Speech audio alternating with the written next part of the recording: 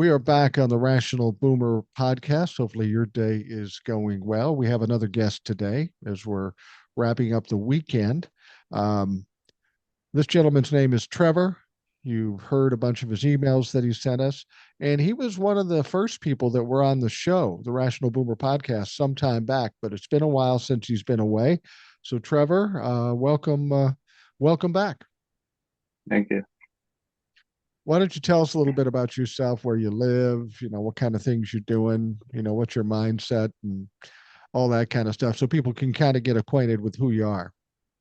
I live in Portland, Oregon, and it's kind of like where the same place that news anchor lady lives. I forgot her name, but yeah. And then last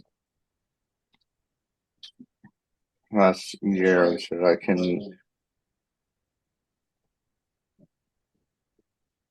uh okay. I was diagnosed with autism spectrum disorder, and then I had to get some help for myself in terms of like applying for a job and getting some new skills for me and new ventures and whatnot. So I'm working with the state of Oregon and another agency out here in Portland that's kind of helping me to get a new job. And after the election, well, 2024, I didn't even want to watch like mainstream media news because it's all like mixed messages and everything. And then I took some time off from your show, and then I came back on. I was like, I might as well come back on your show and just listen. And then Yeah, I what was the like, hell. Now, you said you were recently diagnosed with autism. Is that right? Just recently? yeah, yeah. I didn't know that I was had autism until I I had to do like an evaluation at this center in my hometown.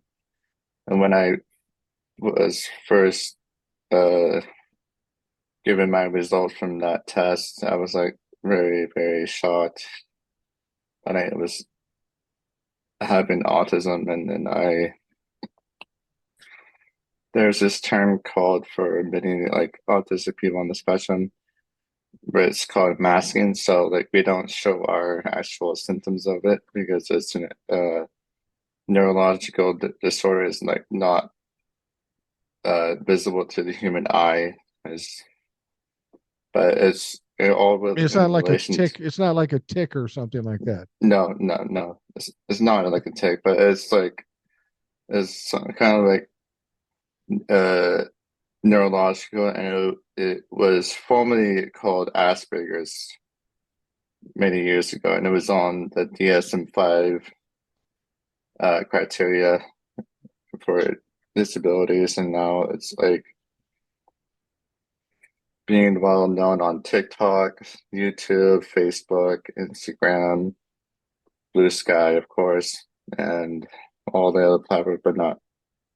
I'm not even on X or Twitter. Or, Okay. Okay. Well, yeah, now one of the reasons you reached out to me this time, because it's been a while since I heard from you, yeah, is because you heard the show I did with Jay when Jay yeah, announced that he was autistic, and that's what compelled you to yeah. reach out to me and be on this show. What was it about that got you interested in coming back on?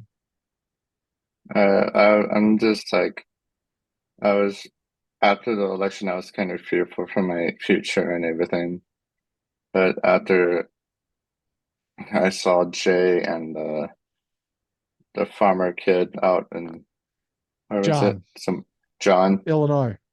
Illinois. I was like, I was like about to jump onto that your ship and say like, we Gen Z are tired of this old elderly rhetoric BS, and Yeah. we had to like share our voice, push the elderly rhetoric agenda, and like try to like make our voice heard Yeah, because absolutely. Now, let me ask you this. People who remember when you were on, and I remember when you're on, and we've been talking back and forth in email now and again. Um, at the time we talked last time, you were in kind of a rougher space, in what you wanted to do and in your mindset.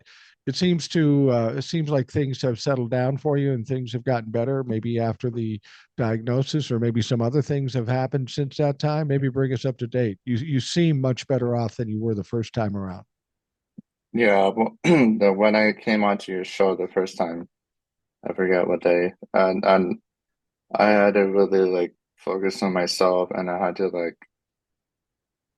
I had years and years of trauma, and I had to gain my own confidence personally and professionally, and then I had to like I have a huge support system in regards to getting a new job, and for me myself being autistic, I have a coach that I'm talking to on in London, and we talk on WhatsApp and Instagram and Facebook, and then I have two uncles that know that I'm on the spectrum, and yeah, I have a huge support group for me. Let me ask you this. I know when we've talked before, you had a little rough time with some of your family. Since you've been diagnosed and since you've gone through this period of time where things have improved for you, has things improved with those folks that weren't maybe the easiest on you? Yeah, well, I had to like kind of quietly tell them that I'm on the spectrum, and then were they had been like supportive of me, and then even though I work for my family for the time being after being laid off from the federal government, excuse me, my job is like very supportive of me. Even though I've been there for 20 years, I've had experienced a lot of trauma, a lot of abuse, a lot of bullying. And I was like, I had to fight for myself because nobody else will do it. And like make my voice heard, and that's all I can do. Well, I'm not a therapist by any means, but I think we talked about that back in the day. I said, tell these people to fuck off. I'm just doing what I'm doing and I'm going to go straight forward. And I know that's easier said than done for most people, Yeah, but you seem like you've picked up some strength and you are standing up for yourself now, which is great news. yeah, So now that people know who you are, probably remember you from the early podcast.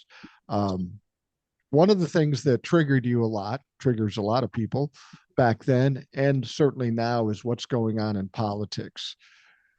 It's probably not yeah, surprising for anybody to know that you're not a Trump fan or a MAGA fan, but we had this election. Donald Trump wins. Nobody expected that. We were all surprised. People continue to tell me you were wrong. Yes, I was wrong. So was a lot of people, and I'm not happy about it. But we go on to tomorrow. What was your reaction on November 5th after you realized that Donald Trump, of all things, was going to fucking come back on?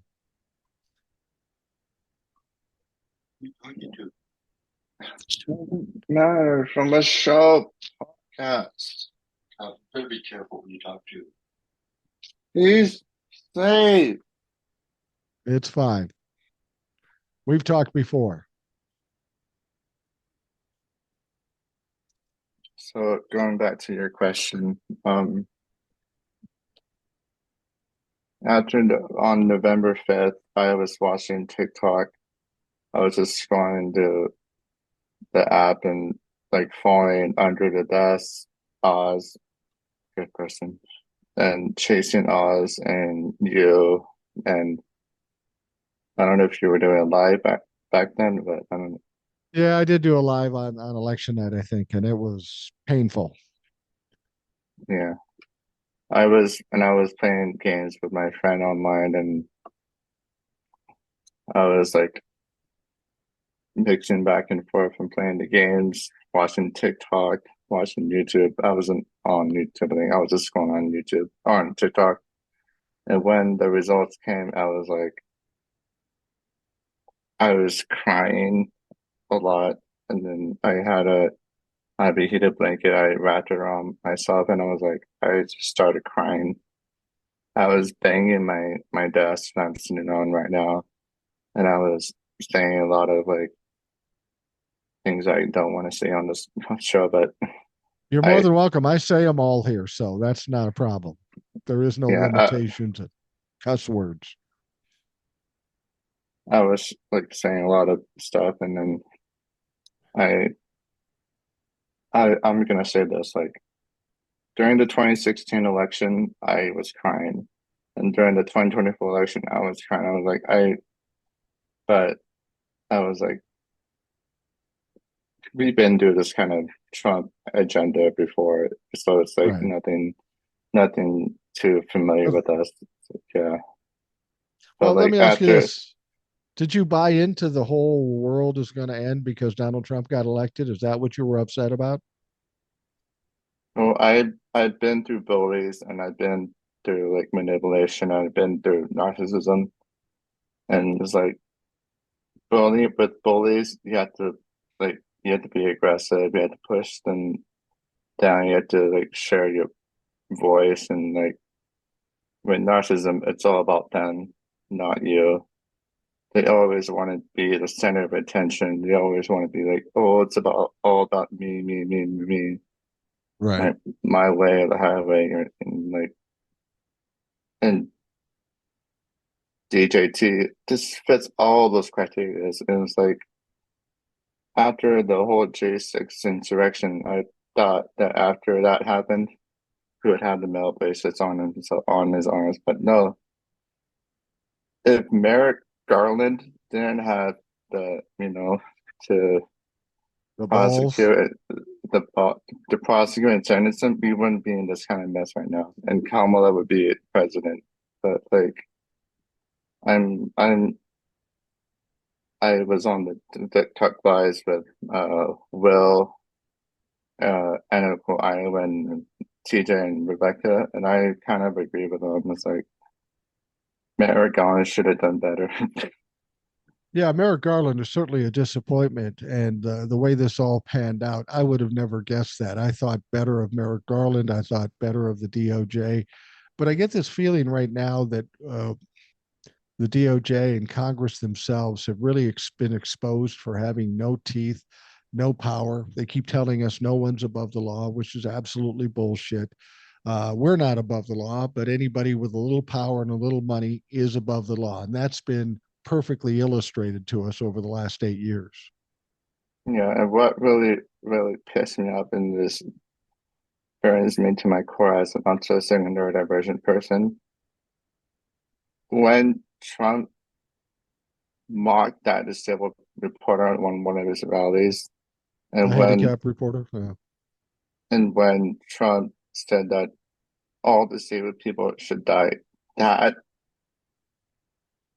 that really broke my heart Yeah. because like I have a friend who has cerebral palsy, and I'm his personal advocate. I've been his personal advocate for many years, and I I haven't been around much disabled people, but other than my dad's uncle's son who has cerebral palsy and whatever. But for him to say those kind of things or to the disabled community, I don't know why he's still around. Well, it's hard to imagine with the insurgents or the resurgence of Donald Trump and MAGA in generally. It's almost a country that we don't recognize anymore because it is very cruel, very violent, and very self-serving.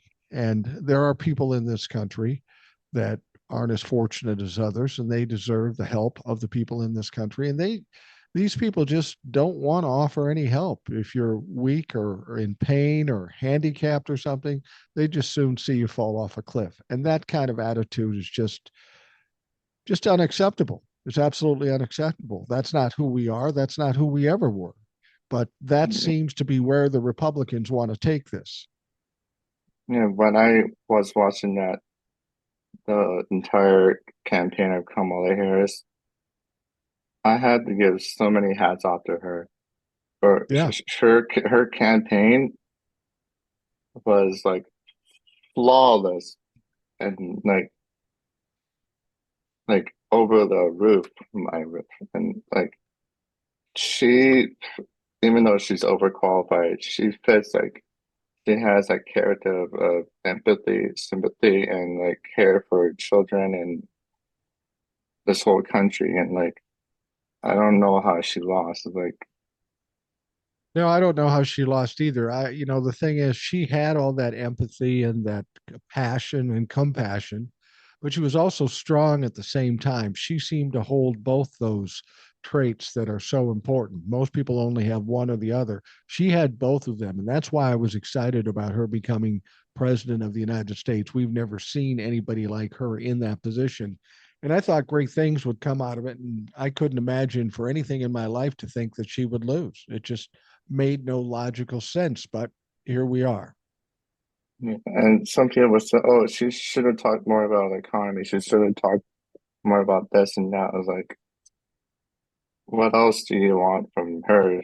And like, I know some people were like, "Oh, uh, President Biden didn't end the war in Gaza, or she didn't free Palestine or the hostages." Like, even though I'm a Christian, that war has been going on ever since before the Bible, and Yeah. like that war is like the Israelites and Netanyahu and the Palestine and Gaza has always been fighting against each other. It's not like that happened like months and months and months ago. It's like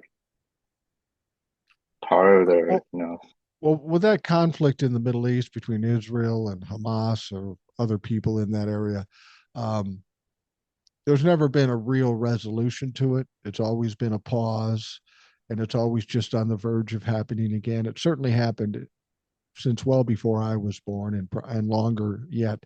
Um, the idea that here's the thing that I'm thinking is they can blame Kamala. She should have talked more about the economy. The Democrats should have done this. The Democrats should have done this. But I really think that we have to take the blame on ourselves. I mean, here you have a guy who's convicted 34 times with felonies. He's been yeah, adjudicated as a sexual abuser, a sexual predator. He's lied tens of thousands of times. He stole classified documents. He gave them to our adversarial countries. He mounted an insurrection against our government. What more do you have to tell people before they say, yeah, I don't want to vote for that guy. He's not a good guy. But still, 48 or 49% of this country voted for him. I think the onus has to go on the people of this country. We either have people that are complicit with the Republicans or just fucking stupid at this point. We're the ones that did the voting, and we're the ones that fucked up. yeah, Kamala could have explained it any way she wanted, but she's black and she's a woman, and that apparently isn't good enough for some people in this country. yeah. I don't know like why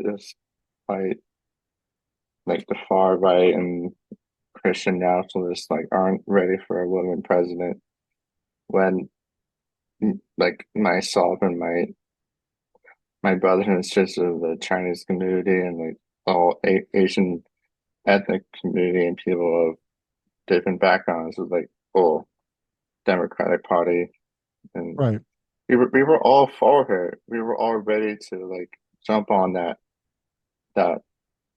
blue wave, and I was like, that blue wave is gonna like go massive on January 20th or whenever the date one is. November 5th. Yeah. Yeah, Yeah, I think everybody thought that. There was no reason not to think that, but of course, something else happened. I want to bring this up to you because I want to see what you think about it. And we're getting down to that point. There are a lot of people out there that are suggesting something fishy happened. And we know something fishy happened. Otherwise, there wouldn't have been sanctions against Russia and Iran. We know that there were bomb threats in Georgia. So we know the Republicans in Russia and whoever else were doing some fucked up things. But there are some people out there that think that something's going to be pulled out of a hat between now and maybe the 6th or even the 20th that will flip the script and stop Donald Trump from being inaugurated. I'm skeptical of that because I don't really have a lot of faith in the Democrats or the DOJ to actually do something, even if there is something that needs to be done. What are your thoughts on that? I I've been following on like scrolling on TikTok and people was like, oh, Executive Order 13848 is gonna happen and like Well, they're it gonna did bring in happen. the yeah. And then I I remember you talking about like on the recent live or some other lives about like the 14th Amendment or the 25th Amendment. I haven't been very knowledgeable about them, but like Well, I've been hearing them about on your show. So yeah. Well, the thing is with the executive order 13848, that's about an investigation that needs to take place about foreign countries meddling in the election, and that happened. That investigation happened, and it got to the point where there was some sanctions put on Russia and Iran for meddling in this past election. Okay, that's cool. And people keep talking about the executive order, but if you read the executive order, it only talks about foreign nations. It doesn't talk about people in this country as to involvement in it. So the executive order isn't going to turn around the election for whoever was involved here, but possibly coupled with the 14th Amendment. And the 14th Amendment basically says if you were involved in an insurrection or gave aid and comfort to somebody who was an insurrectionist, you cannot take a seat in office. So the yeah, presumption is between finding out what we know about the executive order and who was sanctioned. And we know that Donald Trump has given some comfort to those insurrectionists from January 6th. People are putting that together and saying at the last moment, he's not going to be able to take office because of the 14th Amendment. Now, the interesting thing about that 14th Amendment, the only way they can get past that 14th Amendment, if it's enacted, is if 2/3 of Congress votes to forgive him on that. And that would never happen because there's just not enough people in the Republican Party to do that. The big question is okay, 14th Amendment says he can't be put into office. Who's going to enforce that? So that's what's going on. And there's a lot of hopes and dreams out there. And that's one of the things I'm trying to avoid is giving people false hope and then have them disappointed again. We know what we know right now. There's been no information given to us that something like that's going to happen. It's all speculative. And I'll grant you that a lot of the things they're saying make sense and it's conceivable. But from our experience with Donald Trump in this country, he seems to slip out between everything. And it's because of Democrats and the DOJ and the legal system allow him to do it. So I'm hoping something happens and that they finally trap the motherfucker. But I've seen yeah. nothing in the history to say that they would do that. You're I and then since JD Vance hasn't been in the public eye for I think months and weeks, so like I read it on a video or something or comments like he's bringing states of evidence. I read that on Google or something about something like is it states of evidence about the insurrection or is it like states of evidence about him Elon talking to Putin, which was like I think like kind of like on the Logan's Act or something.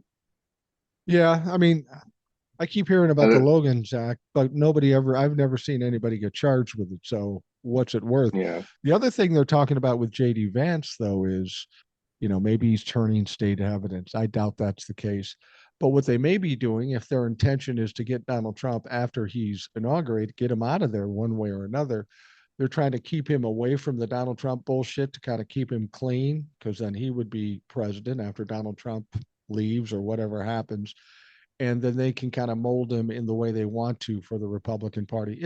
It's all speculation. It's all sounds amazing, and I hope even 10% of it is true and something's going to happen.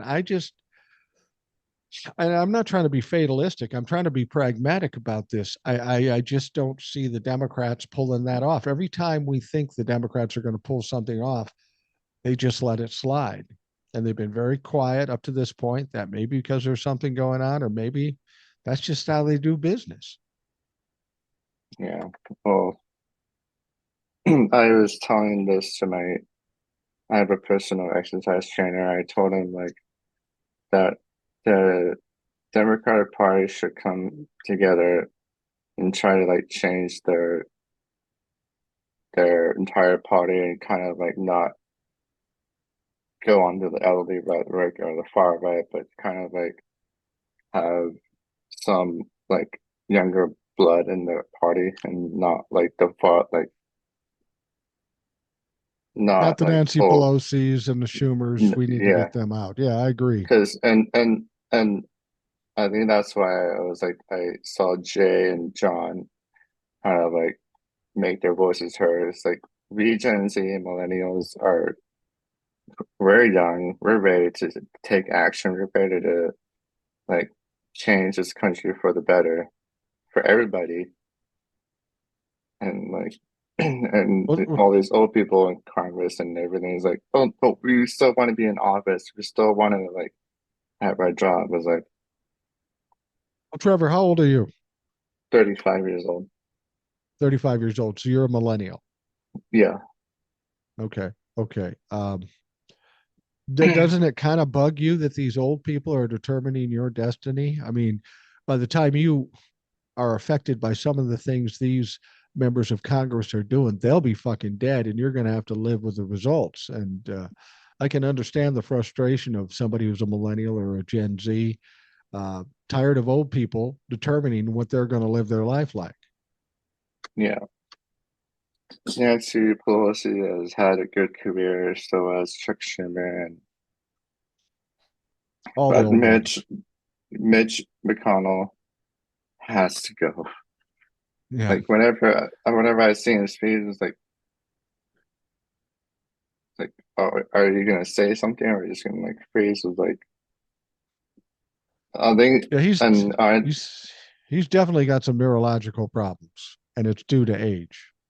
yeah, and I know that Will or Analytical Ivan or somebody said that we should have limit, a, uh, Age age limits, limits yeah. or age limits or term limits. Like, I'm all for both of them or one of them or like, because term limits, like, anybody over the age of like 65 and older. Well, I know that Kamala is like what 59 years old. So Right. Well, I had Ed on yesterday, and Ed said yeah, that the cutoff should be 60, which yeah, would mean I'm too old, and he's 75, for God's sake. I don't know if 60, I would say 65, but I think after that, you become out of touch with what's really going on in the world. yeah, At least to be a politician, they don't understand what you're going through. I mean, that's one of the things I've talked about is the economy thing, and maybe you can address this given who you are and your age. Everybody talks about the economy being great, and for all intents and purposes, all the data says the economy is great.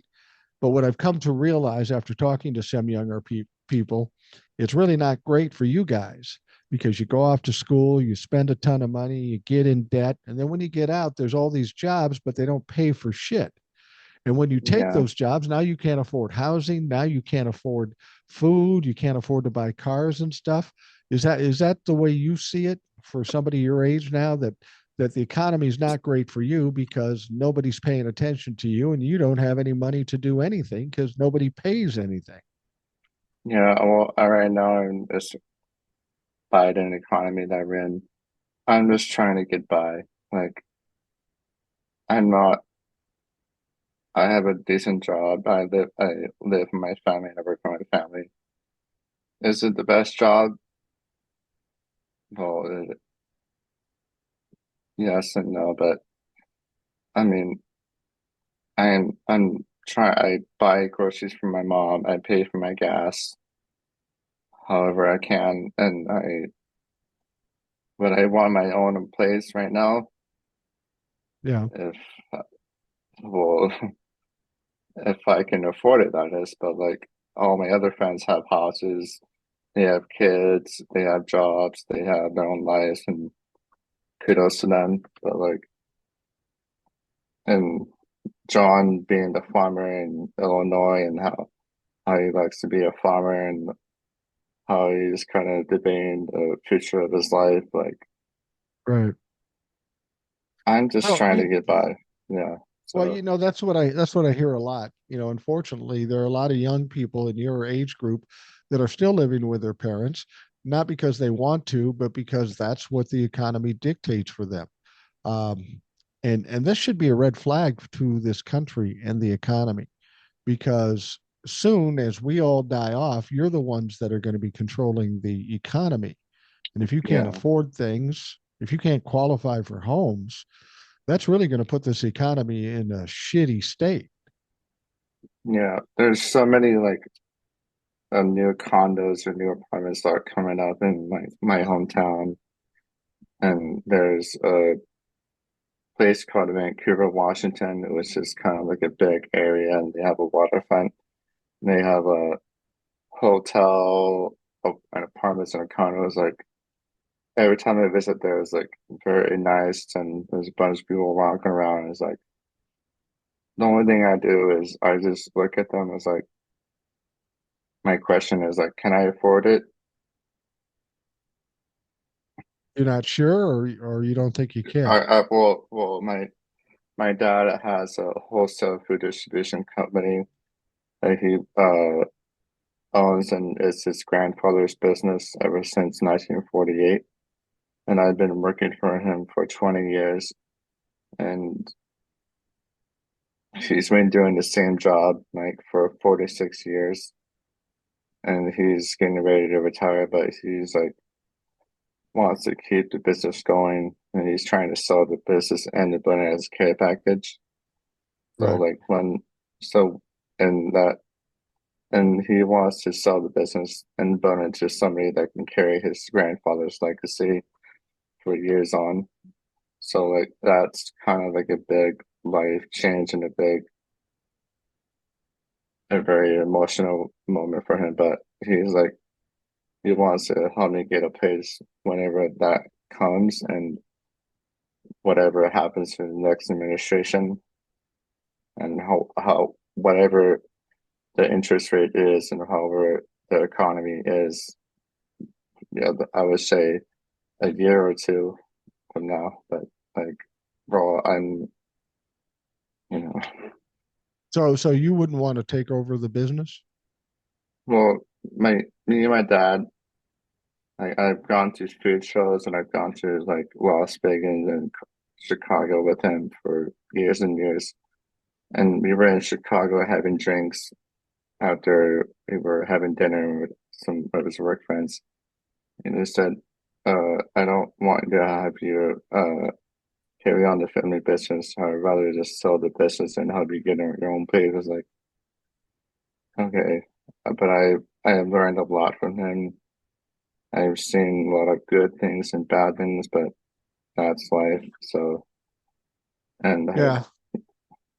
I mean, you that's the know, thing I can always suggest to you. Just pay attention to everything you experience, learn the lessons. You'll find bad things, you'll find good things, but you got to find your way ultimately.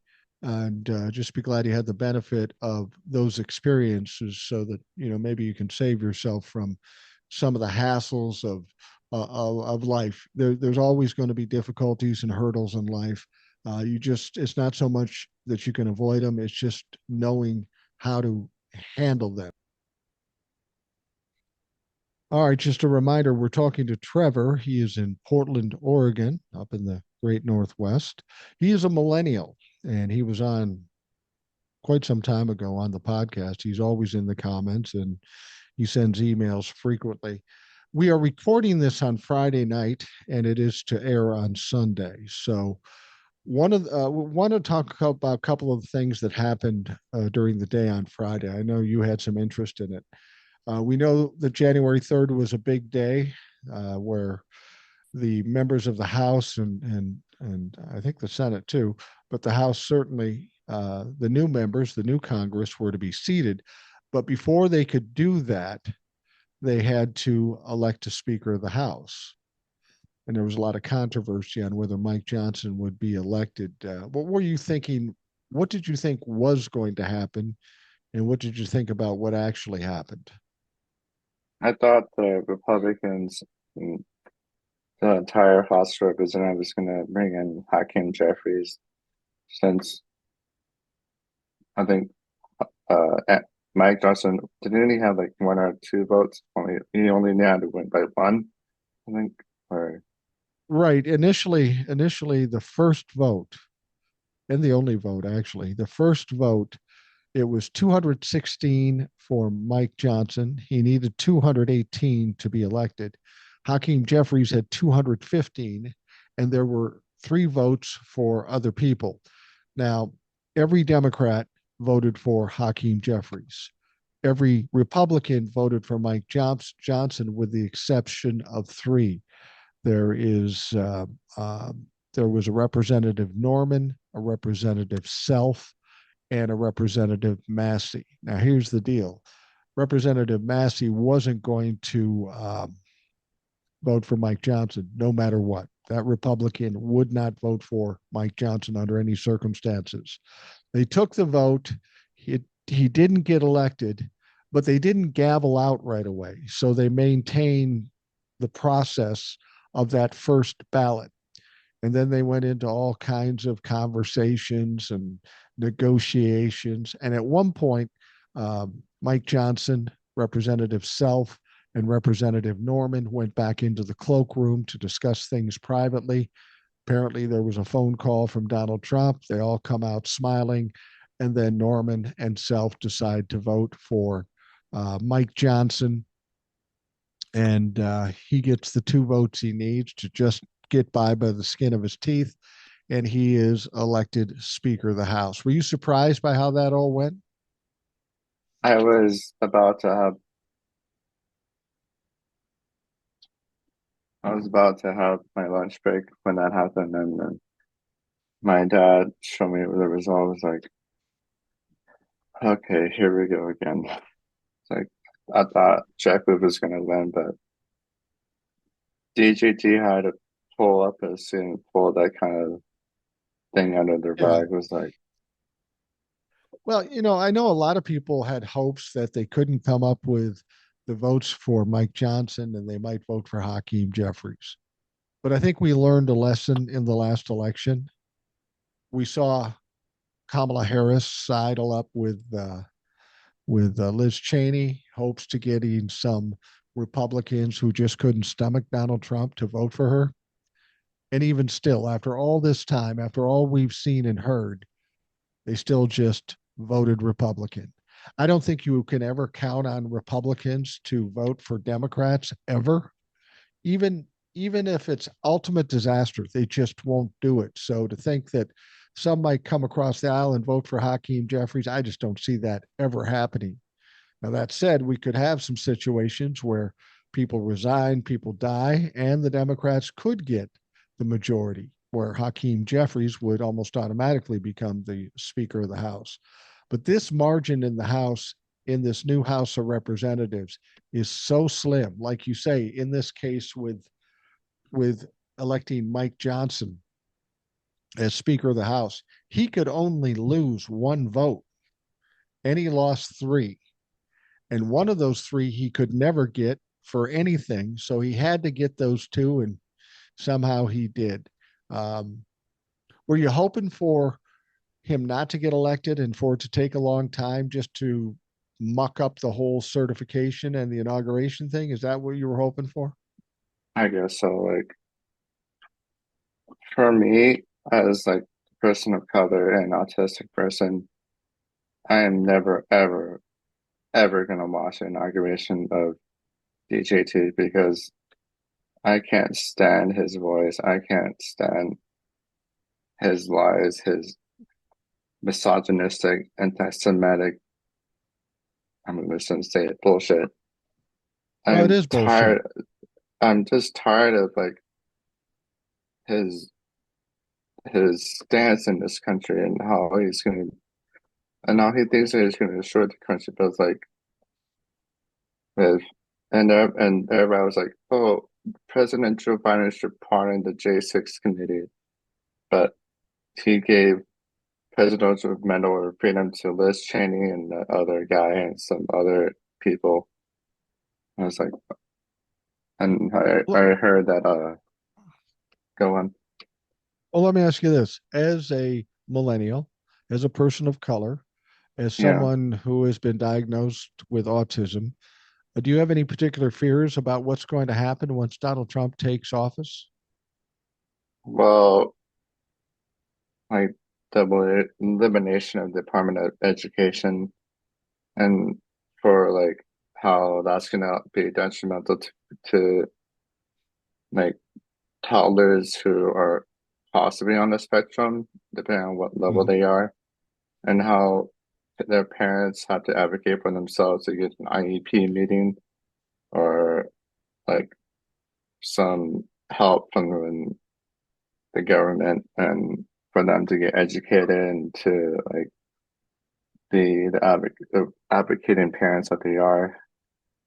And for like little children, young children, millennials, and adults to get well a good education for them and everybody. It's like and and like Social Security, Medicaid, Medicaid, that's gonna like exist in what 30 years from now. Yeah. Look, you live in Portland, Oregon. That's a pretty blue area, right? Yeah, yeah. So And you feel we safe have there. yeah, I feel very safe. And we have a new mayor, and our new mayor was like completely SOL and horrible. He didn't do much about like the homeless people around our city. He didn't do much about graffiti. He didn't do much about crime. He didn't do much about like when we had the Black Lives Matter protests and the riots in Portland, Oregon, or downtown Portland. I was watching it on Facebook and all the other platforms I was showing. It was like, wow, yes, there was looting. Yes, there was a lot of destruction in downtown Portland. But our former mayor went down to the Black Lives Matter protest, and you got pepper spray in the eyes. Wow. Uh, Well, in terms of um, some of the issues we're seeing with this Republican, this MAGA shit with abortion and such, what's the stance on Oregon or Portland particularly with reproductive health care? Is it pretty uh, safe there in Portland? yeah, it is. It's pretty safe. I think here in Seattle, I think California with Gavin Newsom, I think. So yeah, but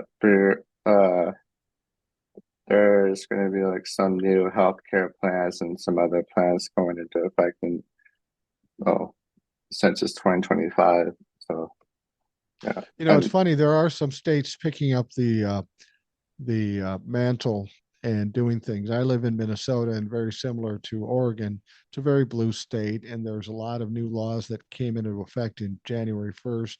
You know, as far as child care taxes and stuff, a lot of the states are taking up the mantle themselves and giving the people of their state some of the support, whether it be for abortion or whether it be for child care, that sort of thing.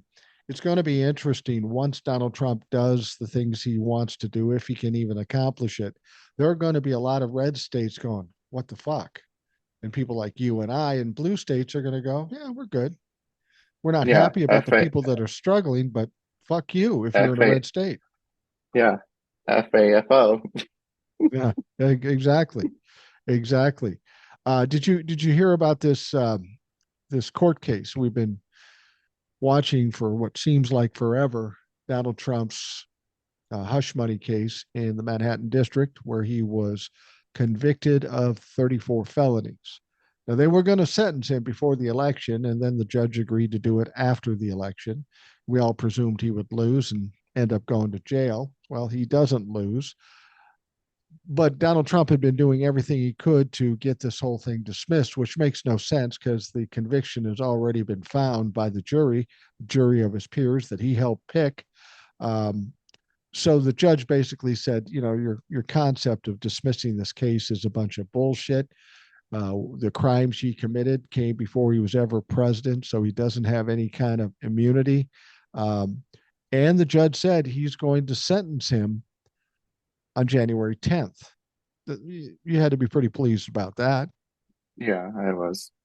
And then I saw on Facebook that they might not be incarcerated. Like I was kind of relating to like a little kid, like stealing candy out of a jar, doing something horrific to his parents, and not paying for the They're paying the price what. for the for crime. Yeah, Yeah, yeah, and it kind of goes on to into Donald Trump. Is like he hasn't been like prosecuted or sentenced for any of those horrific crimes. He hasn't paid a price for it. He hasn't been like, yes, he went to jail in Portland County, Georgia, for Rudy Giuliani and the former administration when he was in president. But like, and when I saw that mugshot of him in Portland County, Georgia, I was like, thank you, Jesus. I was like, yeah. but now, Well, but now, go on. well, you bring up Rudy Giuliani, and that's a good thing. He had a court case about his contempt of court that he was in. Yeah, It's because he's trying to dick around and not pay those two women, the election workers in Georgia. He's trying to scam them every way he can.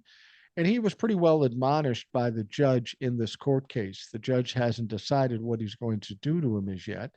One of the things they could do is fine him, but they're already having a hard time to get money from him. So it's conceivable because of how badly Rudy Giuliani has been behaving, he could literally be put in jail. And that's not as good as Donald Trump, but I could put a little smile on my face if that were to occur. yeah. I saw a video of him standing outside wherever he was, and he said, "I have no money to myself. I have no bank account. I have no checking account. I have no credit credit cards. Like I'm broke." It's like, Yeah, that's perfect. That's perfect. Here's a guy that's lived a charmed life his whole life. He took a good reputation, flushed it down the toilet, and now he's going to die broke and probably in jail, or at least broke in some place he doesn't want to live, or under the conditions he doesn't want to live. So, just so you know, what's going to happen, as far as I understand it, with him being sentenced on the 10th, they certainly aren't going to put him in jail because he's going to be president of the United States. That goes without saying. And there was some question whether they put him in jail for these things anyway. If he'd lost the election and it was after the fact, I think he would have done some jail time. Now, what they could do with him is say, look, we're not going to sentence you to any punishment given the circumstance of this stuff. Or they could sentence him to something to be suspended until he's no longer president. I doubt they'll do that. Or they could say to him, look, we're not going to punish you this time around, but if you get convicted of another crime, another felony, this shit's going to come back on your ass. I'm not sure which one it's going to be, if it's any of those things.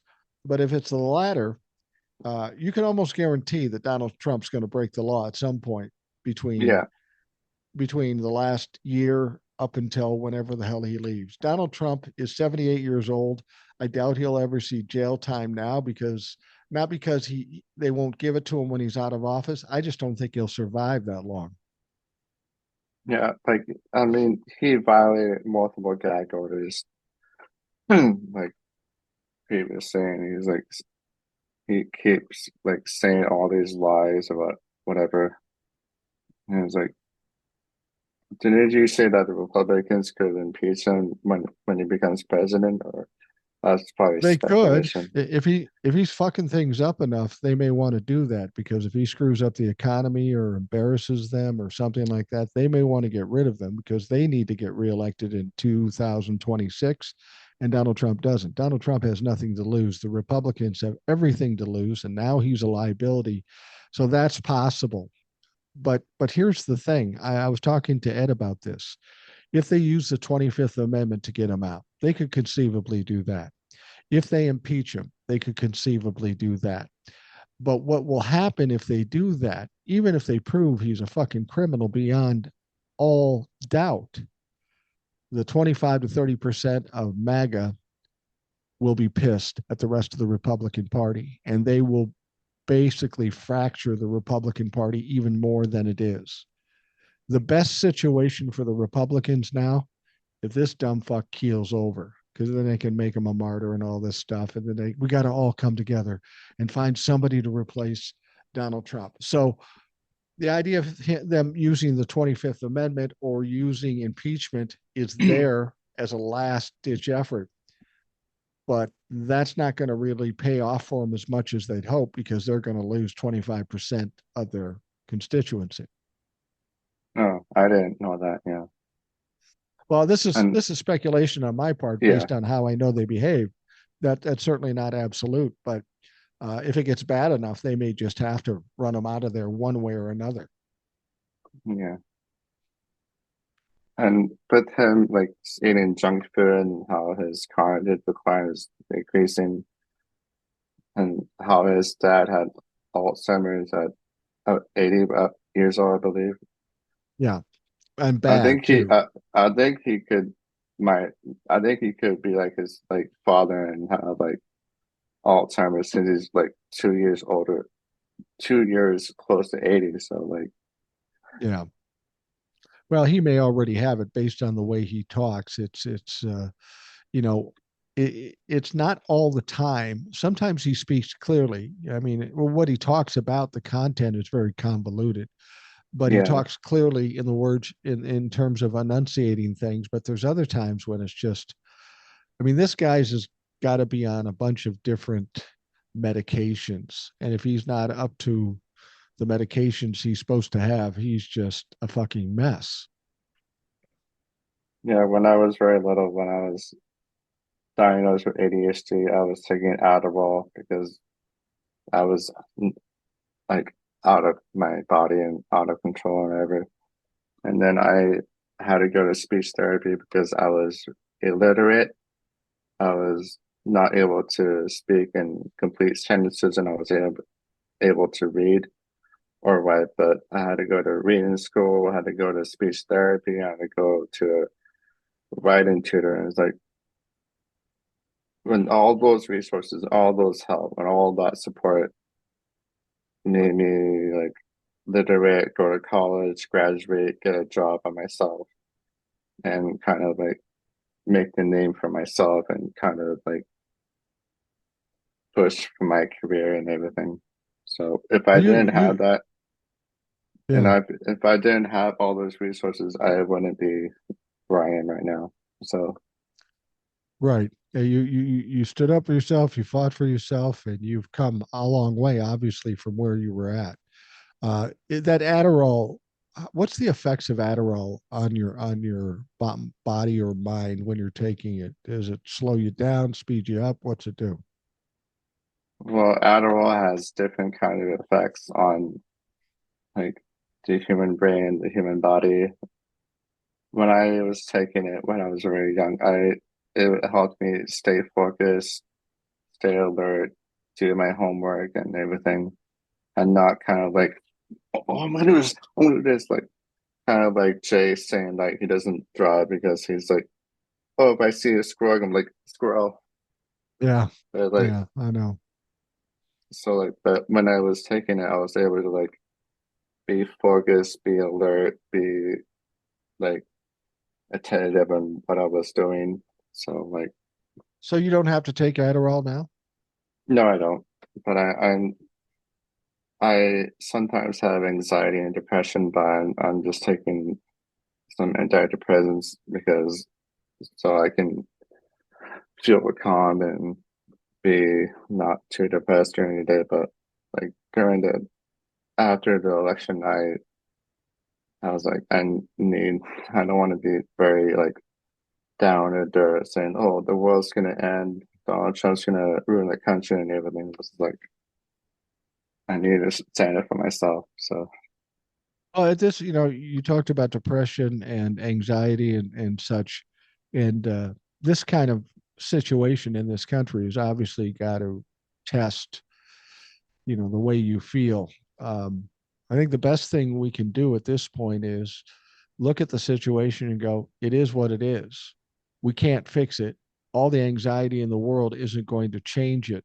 So instead, we just got to focus on what we're going to do and how we're going to deal with things uh, as they present themselves. We don't know really what's going to happen. I want to yeah, make you feel better a little bit. Remember back in 2017 when he was president, he talked a lot of shit. He talked about doing a lot of things. But if you remember, what did he do?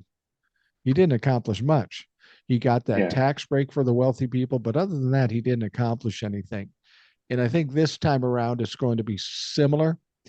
He's got bigger pushback from his own party. He doesn't have the strength he had with his party. And the thing is, we're in different times. We know a lot more about Donald Trump than we did in 2017. A lot of people would want to give him, I heard people in 2017, well, let's give him a chance. And I've even heard people say that this time around. No, bitch, we gave him a chance. He fucked it yeah, up and he's not going to get another chance.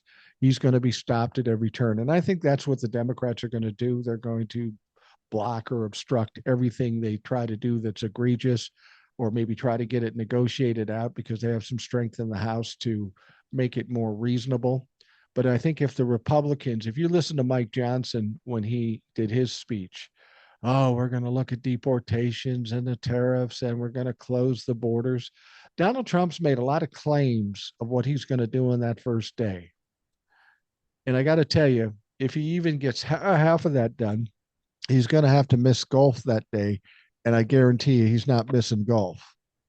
yeah. And I know that you mentioned that he works about 11 a.m. and Yeah. I'm sure he has a maid that pulls up his big boy pants. Well, I often wonder, does he need bigger pants than normal? I mean, he says he's 6'3" and 230. He's more like 6 foot and Big. about 350. When he puts it on his 46-inch waist pants, does he have to have it taken out in the butt to accommodate that extra diaper space? I'm thinking he must. Yeah.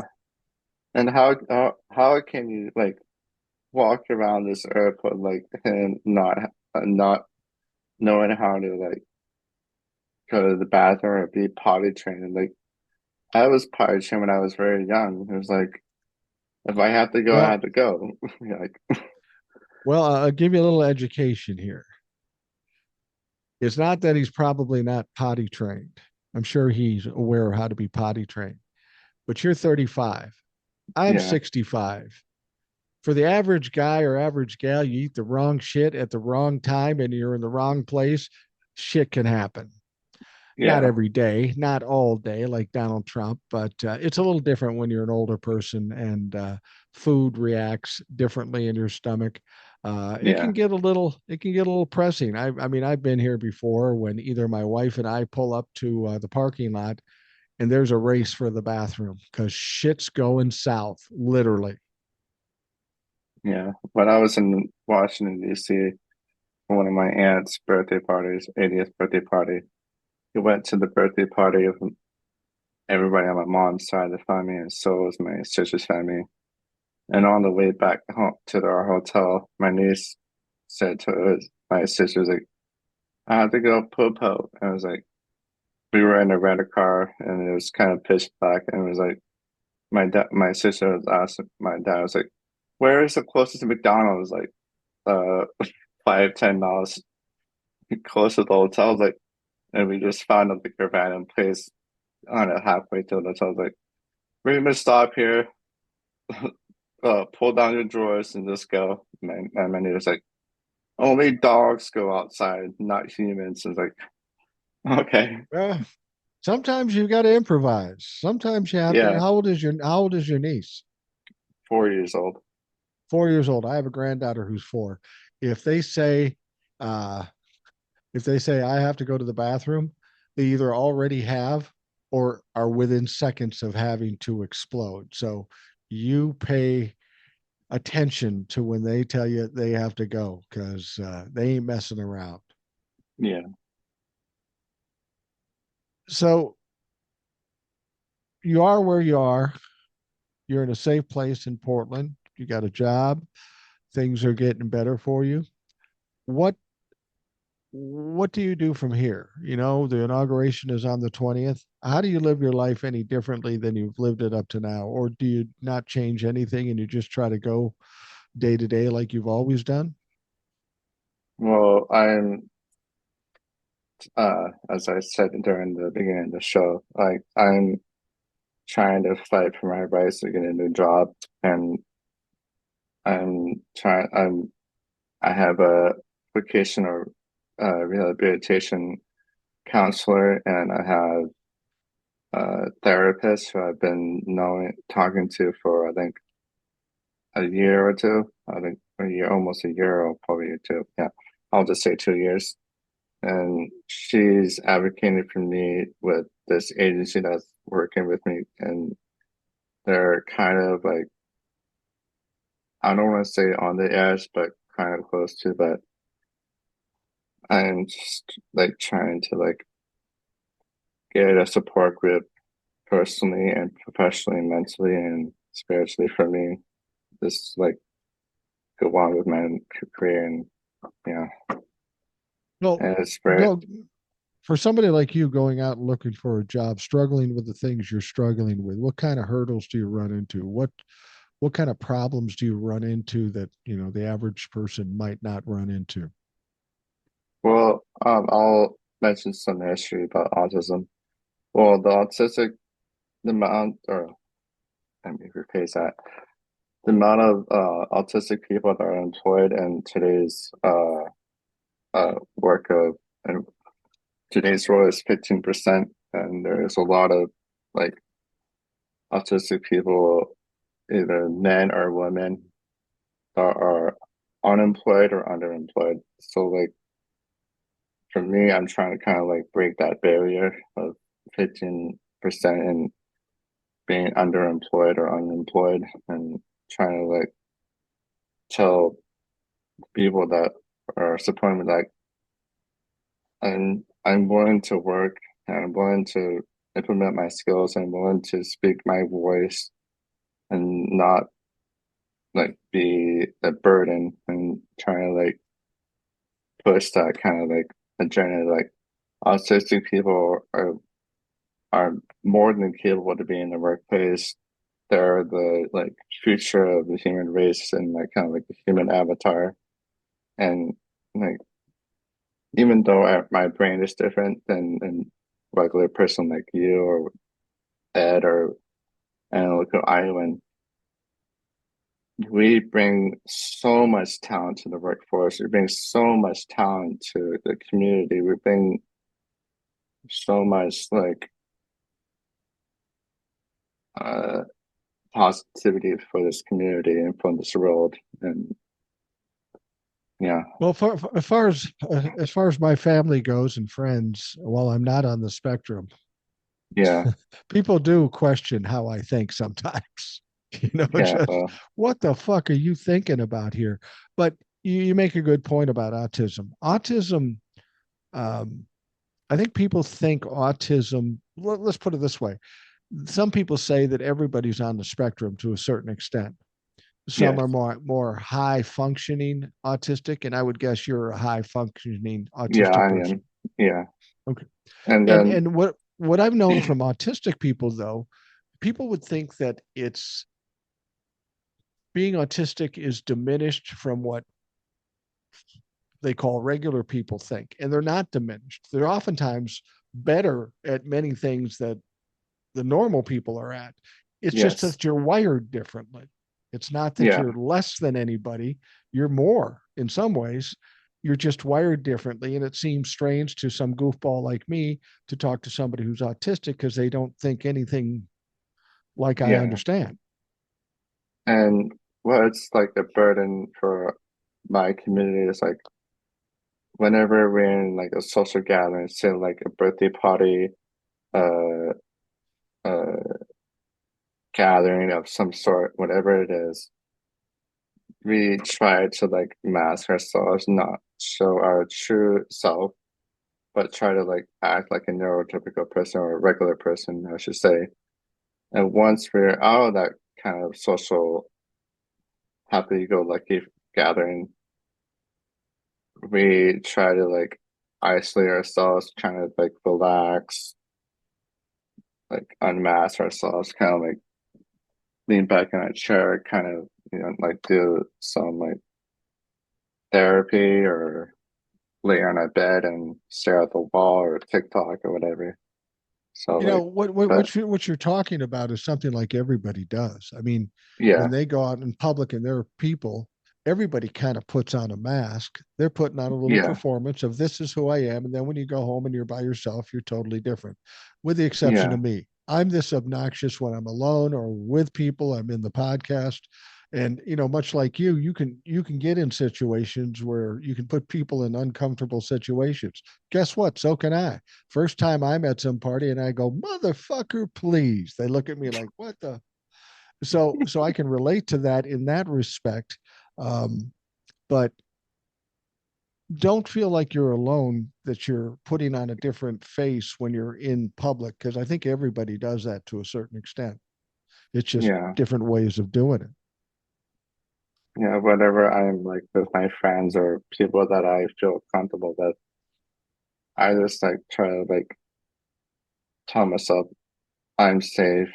I'm in a good environment. I can be myself. I can talk to people that are that feel comfortable to me, and I can carry a conversation, whatever the conversation is. And if it's a dinner, I can be selective of what I want to eat. I can be selective of who I want to talk to, and go on from there. So like, Yeah, I mean, we've talked here for an hour or so, and you're perfectly fine carrying on a conversation. When you're in a situation and you got this mask on and you're concerned or a little anxious about it, what is it that you're fearful of? I'm not a psychologist. I'm just curious. yeah, When you're in your anxiety state, say you're in a group of people or whatever, what is it you're fearful of? those like being What told that I don't belong, and feeling that I like I'm you're should fearful of what other unalive. people will think, right? Yeah, Okay, and and autistic people and nerd or people who have ADHD or whatever, they're kind of labeled as neurodivergent, which is kind of like new trending name for people like us, and right. it's all over TikTok and every. But we're trying to make a name for us, so we're trying to make us that show like we're here. We have hidden talents that we can bring to the table. And yes, we have anxiety. Yes, we have depression, but we can get over that anxiety depending on Right. if it's we feel scared or feel frightened for ourselves or we have to be in fight or flight mode or yeah. Right. Let me ask you this: we're going to cut. We're coming to the end of the podcast, but um, as an autistic, high functioning autistic person, you have some limitations because of your anxiety and such. What do you think the strong point? What is your strong point in your neurodivergency? What is it that is a positive for you?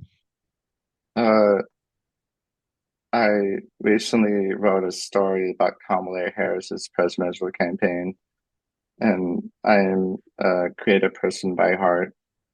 I I love writing. I love creative writing. I love digital photography and being kind of like an artsy person. That's kind of like my comfort zone and where I can show off my talent and show off like what I'm good at. And Are my you doing mom that? has, yeah, I've been Good. doing that ever since 2016 to until now, and I'm not gonna fucking stop.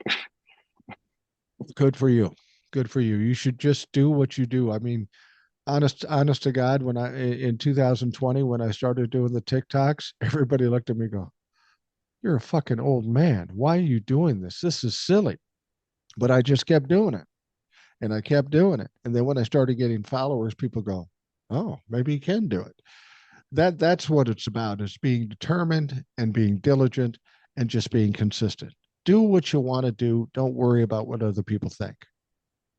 Yeah, and I always say like if I have a path that I want to follow, I just go on that path and I don't abide by other Absolutely. people's ideas because that is like they don't. If you live in a, if you know, if you've seen if you met one autistic person, you met an autistic person, but you had to live in our shoes to know like what we have gone through, the amount of trauma that we have overcome, the amount of conflicts and amount of like hateful things that we had to like hear from like Republicans or people in the MAGA movement or whatever, like and how many bullies had to put us down. Like when I was in high school, I was bullied, I was sexually harassed, I was called a jab, I was called the N-word, and I was like, high school was the worst time for my life, and I was like very, very fearful of my well-being. But I was like, you know what? Nobody's gonna fight for me. I have to put the fight up for myself, Right. and I'm so lucky that I'm alive. Yeah. Well, we're glad we're glad you are. We're glad you're here. Um, and I'm glad to see such an improvement from when I saw you the first time. I mean, you were a fine young man then, but you've made some progress, and you're getting older and getting more mature, and you're figuring your way through this thing. I mean, everybody in life goes through some things. Some people go through tougher things, like yourself. But if we keep focused and we keep moving forward, we will find our way ultimately. And it looks like you're doing a good job of that. Yeah, and I enjoy your being on the show and listening to the listeners. Well, no, and I appreciate you coming on the show. It's not easy for somebody who struggles with anxiety. This isn't the easiest thing for somebody to do. So I appreciate you taking the time to be on the show, talk about yourself a little bit and the thing at hand. And here's the thing: you're part of the community. The community that listens to the Rational Boomer stuff and all the guests and such. We're all different in a lot of different ways. Uh, but that doesn't make us any less valuable in the Yeah, community. So whether yeah, you're autistic or just goofy like me, what the fuck? We're all the same. Ultimately, we're all yeah. the same at heart. At heart. So I want to thank you for coming on. I appreciate it immensely. By all means, keep sending the emails and such and the comments. We appreciate it. You're part of the community. So if you don't keep sending emails and making comments, we're gonna fucking call you and say, "What the fuck are you doing?" Yeah. All right, Are all you right. doing any TikTok lives next week or Yeah, probably. Yeah, yeah. uh, I'll definitely do some. I'm gonna do some more lives. So yeah. uh, so do I have Well, to like do I have to pay TikTok to be on the live or no? Because no, I no, was no, like, no. You don't have to uh, pay TikTok. You just have to jump in. Um, Old Soul was on the live, and she didn't have a TikTok account. She opened it that day. She popped up. I punched her on. There she was. So no, you don't have to pay for anything. You just have to make an account and show up during the live, and there we okay, go. All right. yeah, Well, no, Trevor, thank you very much for coming on. I appreciate it immensely, and I look forward to talking to you again. You're welcome. Thanks. It was fun. Thank you. For those of you listening, I want to thank you for taking the time to do that. I hope you have a great day, and we'll talk to you again tomorrow.